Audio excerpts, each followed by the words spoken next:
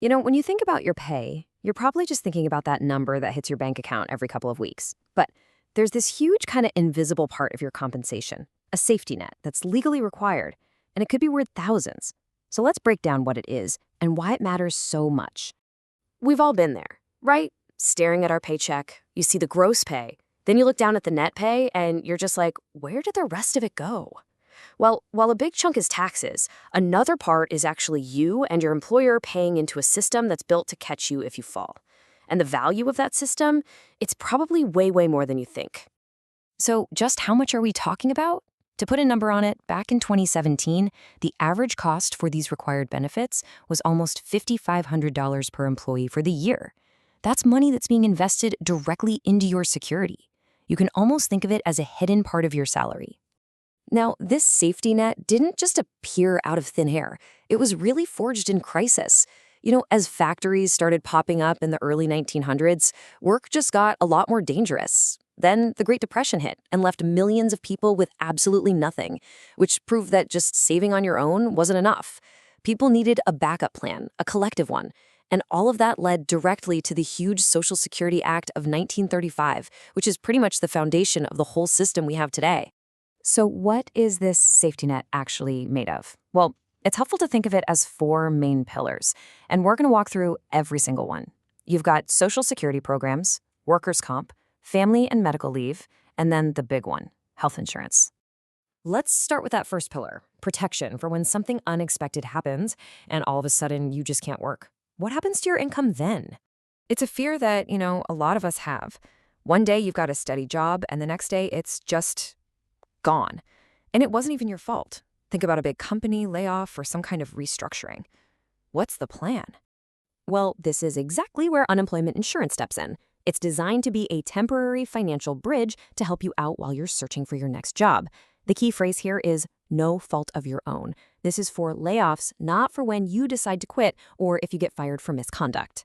So what's the catch? Well, there are a few key requirements. You have to be able to be available and, really importantly, actively looking for work.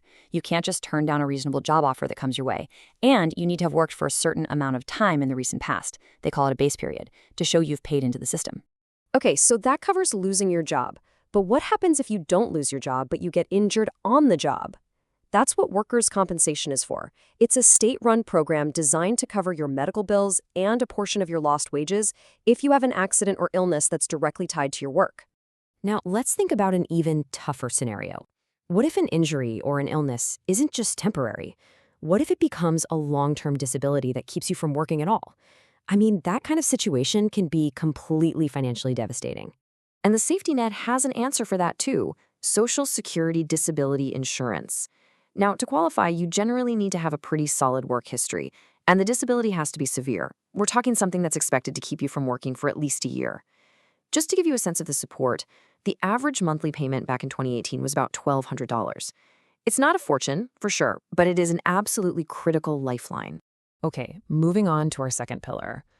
These benefits aren't just for when things go wrong. They're also for when life goes right, or at least when it changes in a really big way, like having a baby or, finally getting to retire.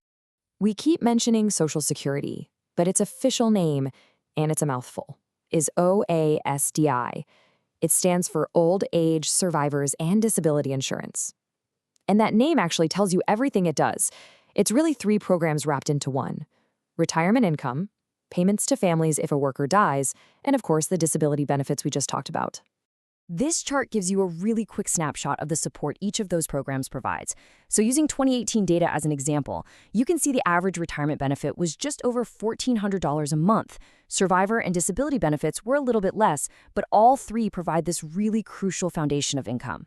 So another one of life's huge moments is welcoming a new child or needing to care for a really sick family member. That's where the Family and Medical Leave Act, or FMLA, comes in.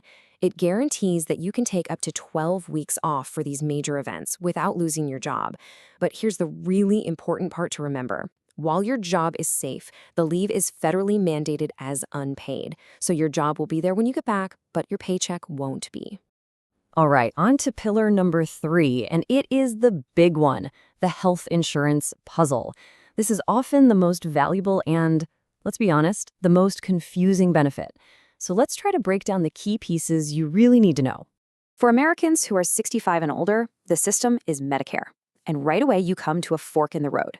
You can choose Original Medicare, which is the traditional government plan that gives you a lot of flexibility in picking your doctors. Or you can go with a Medicare Advantage plan. These are run by private insurance companies and usually have a specific network of doctors, kind of like an HMO. And this diagram really lays out those two paths perfectly. The original Medicare path is more a la carte. You get parts A and B, and then you can add on drug coverage, which is part D, and other supplements.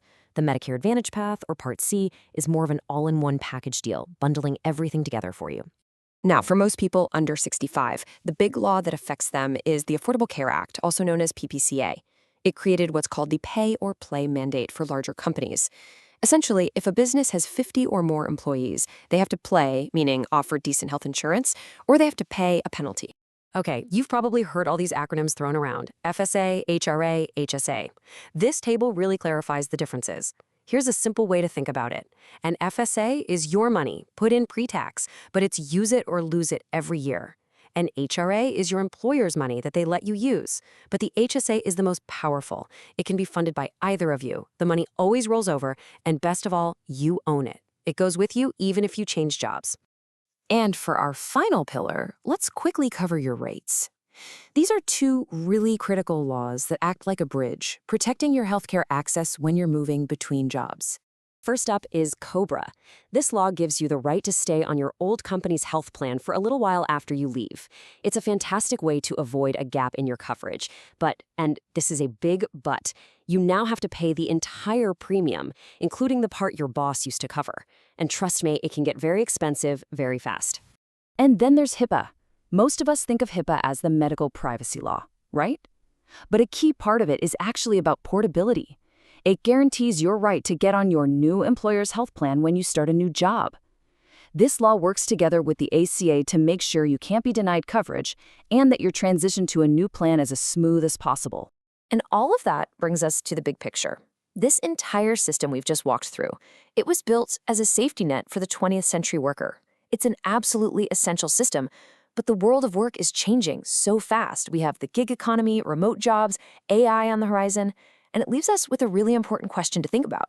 What should the safety net for the 21st century workforce even look like?